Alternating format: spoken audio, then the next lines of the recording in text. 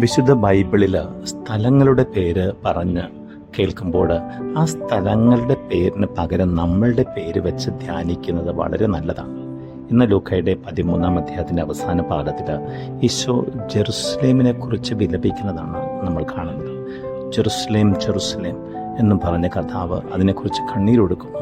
പ്രവാചകന്മാരെ കൊല്ലുന്നു, പ്രവാചകന്മാരെ തിരസ്കരിക്കുന്നു, ദൈവപുത്രനെ പോലും തള്ളിക്കളഞ്ഞ ഒരു നാട്, ഒരു സ്ഥലം. എന്നാൽ ദൈവത്തിൻ്റെ പാദപീഠമായ സ്ഥലം, ദൈവം വളരെയധികം അനുഗ്രഹിച്ച സ്ഥലം, ദൈവം താൻ വസിക്കാൻ തിരഞ്ഞെടുത്ത സ്ഥലം, അങ്ങനെ ഒരുപാട് പ്രത്യേകതയുള്ള സ്ഥലമായിരുന്നു ജെറുസലേം. സത്യത്തിൽ ഈ ജെറുസലേം നീയല്ലേ ദൈവത്തിൻ്റെ പ്രിയങ്കരൻ, ദൈവത്തിൻ്റെ വാസസ്ഥലം, ദൈവം ആത്മാവായി വന്ന് വസിക്കുന്ന ദൈവത്തിൻ്റെ ആലയമെന്ന് കൊരിന്ത്യർ ലേഖനത്തിൽ പറയുന്ന ആളാണ് നീ. നിന്നെക്കുറിച്ച് നിന്റെ ദൈവം വിലപിക്കാനിടയാക്കുമോ? ആമേൻ.